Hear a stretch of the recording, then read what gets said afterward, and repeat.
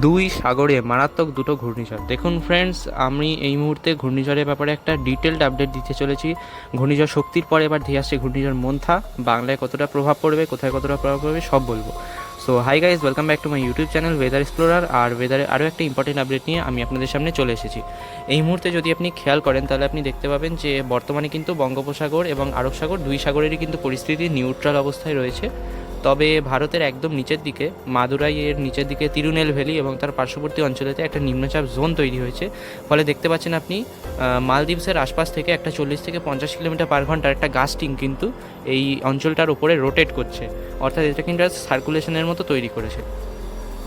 দেখুন ফ্রেন্ডস, ভিডিওটা কিন্তু লম্বা হবে, তো আপনারা কেউই ধৈর্য হারাবেন না, সবাই কিন্তু শেষ পর্যন্ত দেখবেন।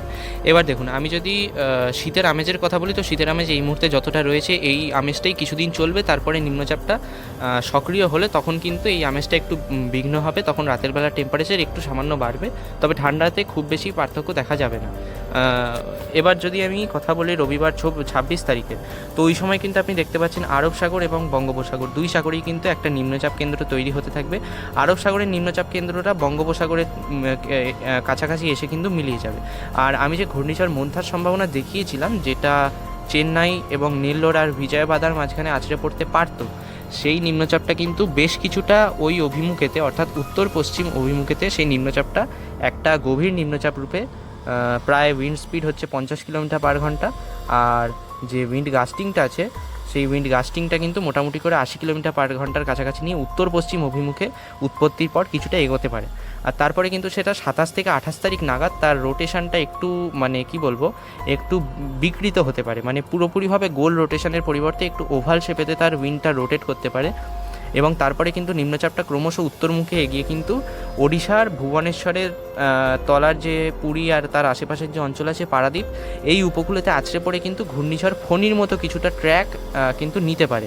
অর্থাৎ ঘূর্ণিঝড় ফণি যেরকমভাবে পুরীতে আছড়ে পড়ার পরে ওড়িশা হয়ে ওয়েস্ট বেঙ্গল হয়ে বাংলাদেশে গিয়েছিল, এইটা কিন্তু একটা গভীর নিম্নচাপ রূপে কিন্তু সেরকম হতে পারে।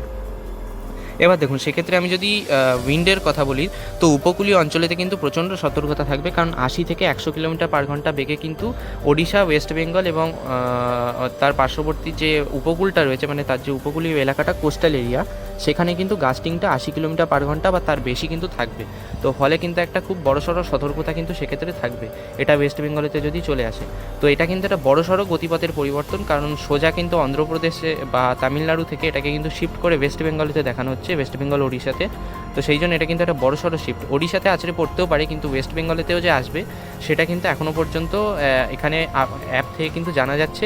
যে কোনো রকমের পরিবর্তন আমি আপনাদেরকে জানাবো। তার আগে আমি যদি বৃষ্টির কথা বলি, তো যেহেতু এখন মনসুন রিটার্ন করে গেছে ওয়েস্ট বেঙ্গল থেকে, সেই জন্য কিন্তু বঙ্গোপসাগরের ওপর প্রচুর পরিমাণে জলীয় বাষ্প এই মুহূর্তে কিন্তু একট্ঠা হয়েছে, এবং এই একত্র হয়ে এই জলীয় বাষ্পটা কিন্তু প্রচুর পরিমাণে মেঘ তৈরি করতে পারে, যেটা কিন্তু নিম্নচাপ তৈরি হওয়ার পরেই কিন্তু আছড়ে পড়ার অনেক আগে থেকে একটা ভারী থেকে প্রবল বর্ষণ কিন্তু ওয়েস্ট বেঙ্গলের দক্ষিণবঙ্গের প্রায় সব জায়গাতে আর বাংলাদেশেরও প্রায় সব জায়গাতে কিন্তু বজ্রবিদ্যুৎ সহ একটা প্রবল বর্ষণ কিন্তু সোমবার 27 তারিখের পর থেকে আমরা দেখতে পেতে পারি। এখনও পর্যন্ত কিন্তু তাই আপডেটটা রয়েছে সোমবার 27 তারিখ থেকে।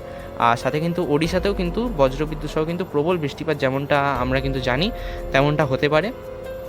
আর এই প্রবল বর্ষণটা কিন্তু মারাত্মকভাবে কিন্তু প্রভাব ফেলতে পারে বিশেষ করে পাহাড়ি এলাকাগুলোতে। আর এছাড়াও কিন্তু রাজশাহী, কালাই, ময়মনসিংহ, সিলেট, তারপরে হচ্ছে মিহিরপুর, তারপরে কাটুয়া, বিষ্ণুপুর, এইসব জায়গাতে কিন্তু এই ভারী বৃষ্টিটা কিন্তু 29 তারিখ নাগাদ কিন্তু মারাত্মক বর্ষণ দিতে পারে। অর্থাৎ এখনও পর্যন্ত যেটা আপডেট পাওয়া যাচ্ছে, সোমবার 27 তারিখ থেকে বৃহস্পতিবার 30 তারিখের মধ্যে উত্তর পূর্ব ভারতের অরুণাচল প্রদেশ এবং তার পার্শ্ববর্তী মিজোরাম, ত্রিপুরা, মণিপুর, বাংলাদেশ এবং পশ্চিমবঙ্গের, দক্ষিণবঙ্গের বিশেষ করে একটা প্রবল বর্ষণ, আর সাথে কিন্তু 70 কিলোমিটার পার ঘন্টার গাস্টিং কিন্তু এই নিম্নচাপটার প্রভাবে হতে পারে। তো দেখুন ফ্রেন্ডস, এটা কিন্তু লেটেস্ট আপডেট, এটা একটা ঘূর্ণিঝড়ে রূপান্তরিত হলে কিন্তু ওয়েস্ট বেঙ্গল, উড়িষ্যা মিলিয়ে আছড়ে পড়তে পারে। তো সেই জন্য অবশ্যই করে এটার খবর শেষ পর্যন্ত জানার জন্য কিন্তু আমার চ্যানেলের সঙ্গে যুক্ত থাকবেন। আর তার পাশাপাশি একটা কথা আমি বলে নিতে চাই এই নিম্নচাপের ব্যাপারে, আর অন্য একটা ব্যাপারেও বলবো। তো সেটা হচ্ছে এই নিম্নচাপটা যদি ঘূর্ণিঝড়ে রূপান্তরিত হয়, সেক্ষেত্রে এর নাম হবে ঘূর্ণিঝড় মন্থা। এবং এছাড়াও ফ্রেন্ডস, আপনারা তো জানেনই ওয়েস্ট বেঙ্গল গভর্নমেন্টের আন্ডারে যেসব পুলিশরা রয়েছে সেই সব পুলিশরা যারা সত্যিকারের দোষী তাদেরকে কিন্তু বেশি পরিমাণে ধরে না, তাদের থেকে টাকা খায় এবং তারপরে কিন্তু তাদেরকে ছেড়ে দেয়।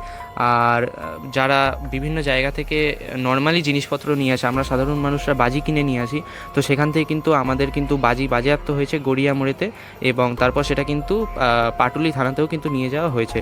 তো এবার কথা হচ্ছে যে তারা কিন্তু 2,000 টাকার ফাইনও নিয়েছে এবং ফাইন নেওয়ার পরেও কিন্তু বাজি ফেরত দেয়নি।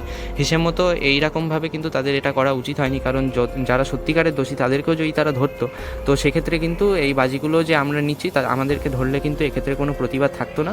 আমি যথেষ্ট পরিমাণে প্রতিবাদ জানাই। যদি বাজি সত্যিকারের নাই কেনার থাকে, তাহলে যেখানটা অ্যাকচুয়ালি বাজি তৈরি হচ্ছে সেই সব জায়গাতেই পুলিশরা তালা লাগাতে পারে, কিন্তু তারা সেসব কিছু করে না। অথচ সাধারণ মানুষদের কিন্তু শুধুমাত্র হ্যারাসমেন্টই করে তারা। ওই জন্য কিন্তু ফ্রেন্ডস এ ব্যাপারে আমি তীব্র প্রতিবাদ জানাচ্ছি, এবং আপনাদেরও এই ব্যাপারে যদি কোনো কমেন্ট করার থাকে অবশ্যই করে কিন্তু আমার চ্যানেলে কমেন্ট সেকশানেতে কিন্তু আপনি কমেন্ট করবেন, আমি অবশ্যই করে যথাসাধ্য উত্তর দেওয়ার চেষ্টা করব। সো আজকের জন্য এইটুকুই, দেখা হচ্ছে নেক্সট ভিডিওতে। Good bye.